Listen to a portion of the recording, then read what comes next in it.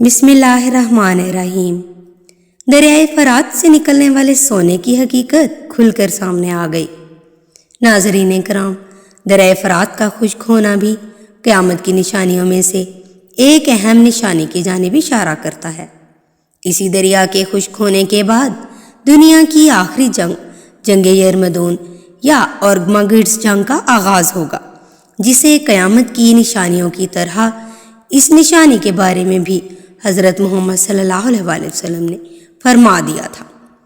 حضرت ابو ہریرہ رضی اللہ تعالیٰ عنہ فرماتے ہیں کہ حضور صلی اللہ علیہ وآلہ وسلم کا فرمان ہے کہ قیامت اس وقت تک قائم نہ ہوگی جب تک دریائے فرات سونا نہ اگل دے، یعنی دریائے فرات سے سونے کا پہاڑ نہ نکل آئے۔ اس سونے کی وجہ سے ایک خوفناک جنگ چھڑے گی جس میں 100 سے 99 شخص مارے جائیں گے، جبکہ ہر شخص کی یہ سوچ ہوگی کہ میں اس جنگ میں صحیح سالم نکل کر اس سونے کو حاصل کر لوں گا۔ ایک اور روایت میں بھی بیان ہوا ہے کہ دریائے فرات خشک ہو کر سونے کے پہاڑ کو ظاہر کر دے گا، لہٰذا اس موقع پر کوئی شخص بھی موجود ہو اس میں سے کچھ بھی نہ لے سکے گا۔ دریائے فرات کا خشک ہونا یا سونے کا پہاڑ اگل دینا۔ اس اہم حدیث میں قیامت کے قریب دراصل اس اہم ترین نشانی کی پیشگوئی کی گئی ہے۔ یہ دریائے فرات کے اس وقت کے عروج کا زمانہ تھا جب یہ اپنی پوری شان و شوکت سے بہتا تھا۔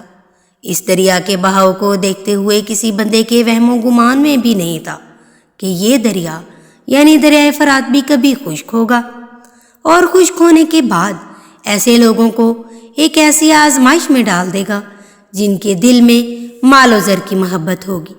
اس آزمائش میں پڑھنے والے وہ لوگ ہوں گے جو دنیاوی دولت کے پجاری ہوں گے، جبکہ ان میں سے ایک گروہ ایسا بھی ہوگا جو رسول اللہ صلی اللہ علیہ وآلہ وسلم کی حدیث کے مطابق اس آزمائش سے دور رہیں گے۔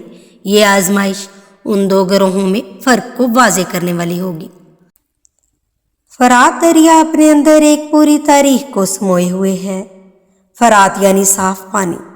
اس دریا کی شروعات ترکی سے ہوتی ہوئی شام عراق گلف سے جا ملتی ہے۔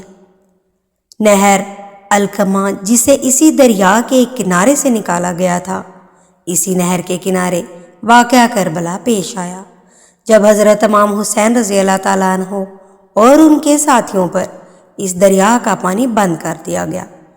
یہی وجہ ہے کہ اس دریا کے متعلق اسلامی تاریخ اور روایات میں متعدد جگہ ذکر ہوا ہے۔ 2900 کلومیٹر لمبائی کے ساتھ دریائے فرات ترکی سے شروع ہوتا ہوا عراق و شام سے گزرتا ہے۔ دریائے دجلہ، جس کے بارے میں کہا جاتا ہے کہ اس دریا کے ذریعے انسان نے زراعت کی ابتدا کی تھی، ان دونوں دریاؤں کا ملاؤ برشن گلف میں ایک دوسرے سے جا ملتا ہے، جسے شتول عرب کہا جاتا ہے، اور اسی دریا کو ایران و عراق کا بارڈر بھی کہا جاتا ہے۔ اس زمین کو بحر النارین کہا جاتا ہے، جس کی سرسبز رنگین ہونے کی وجہ یہ فرات اور دجلہ دریا ہے۔ اس سرزمین میں بہت سی تہذیبوں نے ترقی بھی کی، کیونکہ ایک وقت میں یہ سرسبز زمین انسانی تہذیب کا مین مرکز تھی۔ بابل کے قدیم دارالخلافہ کی بنیاد اسی دریا کے کنارے سے رکھی گئی۔ ناظرین کرام، بعض روایتوں میں دریائے فرات کے پانی کو پاک اور فضیلت والا پانی قرار دیا گیا ہے۔ اس دریا کے پانی میں جنت کا پانی شامل ہے جو 7ویں آسمان پر موجود سدرۃ المنتہا کی جڑوں سے نکل کر اس دریا میں شامل ہوتا ہے۔ بہرحال اس بات کو آج سائنس کے دور میں بھی ثابت کرنا مشکل ہے کہ یہ 7ویں آسمان میں موجود بیری کے درخت کی جڑوں سے کیسے نکل کر اس دریا میں شامل ہو رہا ہے۔ اس بارے میں مالک کائنات ہی بہتر جانتا ہے۔ حال میں شائع ہونے والی دریائے فرات کے پانی کی مقدار کو ماپنے والے پلر کی تصویر کو سوشل میڈیا پر بہت پذیرائی ملی، جس میں دریائے فرات کے پانی کو خشک ہونے کی طرف اشارہ کرتے ہوئے سوشل میڈیا پر مختلف رائے شروع ہو چکی ہیں۔ کچھ لوگوں کے مطابق اس دریا سے ملنے والے تیل کو سمجھانے کے لیے سونے سے مشابہت دی گئی ہے، اور کچھ کا خیال ہے کہ سچ میں دریا سے نکلنے والا سونے کا پہاڑ دریافت کر لیا گیا ہے۔ جون 2022 میں اسی خبر نے اس وقت پوری دنیا میں شہرت حاصل کر لی جب کہا گیا کہ عراق میں دجلہ کنارے 30,000 سال پرانی ایک بستی دریافت ہوئی ہے۔ اس پر ریسرچ کرنے والی ماہر آثار قدیمہ کی ٹیم کا کہنا تھا کہ اس بستی کا دورانیہ 1275 سے لے کر 1475 تک رہا، جسے ایک آنے والے شدید زلزلے نے زمین بوس کر ڈالا۔ دنیا کا سب سے پہلا اور قدیم شہر، جسے میسوپوٹیمیا بھی کہا جاتا ہے، یہ بابل کا قدیم شہر تھا جو اب کھنڈرات میں تبدیل ہو چکا ہے۔ 2 لاکھ سے زیادہ آبادی رکھنے والا یہ شہر بغداد سے 100 کلومیٹر کی دوری پر دریائے فرات کے کنارے آباد ہونے والا یہ انسانی تاریخ کا پہلا شہر تھا۔ اس شہر کا تذکرہ 4000 سال قبل مسیح کی تحریروں میں بھی کیا گیا۔ دنیا میں جب پہلے قتل کا واقعہ یعنی حابیل و قابیل کا پیش آیا، اس وقت تورات کے مطابق حضرت آدم علیہ السلام بابل عراق کے علاقوں میں ہی رہتے تھے۔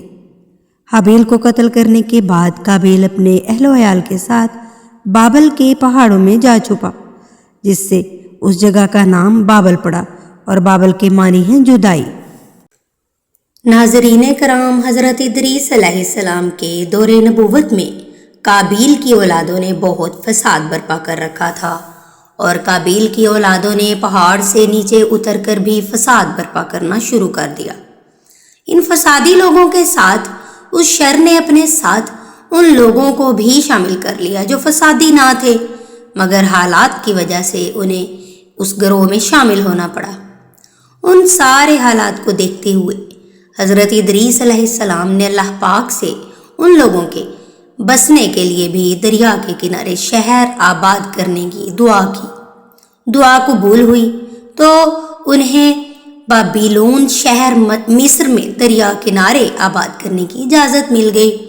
بابیلون جس کا معنی ہوا، اچھی فرقت یا اچھی جدائی۔ اس شہر کے تباہ ہونے کے بعد اب حال میں جب اس دریا سے وہ کھنڈرات دکھائی دیے تو لوگوں نے اسے سونے کا پہاڑ تشبیہ دی، مگر اس پہاڑ اور رسول پاک صلی اللہ علیہ وسلم کی حدیث مبارکہ کا آپس میں کوئی تعلق نہیں۔ ہاں، یہ الگ بات ہے کہ یہ ایک اہم اور الگ کھوج ہو سکتی ہے جسے ماہرین سونے کے پہاڑ سے تشبیہ دیتے ہیں۔ بطور مسلمان ہمارا اس بات پر یقین ہے کہ دریا خشک ہو جانے کے بعد تو ممکن ہے کہ یہ خزانہ انسانوں کو مل جائے یا خود خدا تعالیٰ اسے ظاہر فرما دے۔ اگر دریا نے اپنے خشک ہونے کی سپیڈ اسی طرح جاری رکھی تو ممکن ہے کہ یہ عمل 1 سے 2 سال تک ہی دیکھنے کو مل جائے۔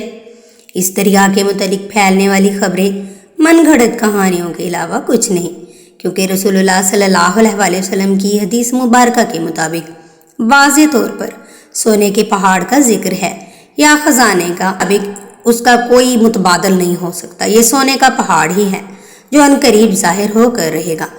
اس کا وقت یا سمے کیا ہوگا یہ اللہ تعالیٰ جانتا ہے، یا اللہ تعالیٰ ہی یہ سب کر سکتا ہے۔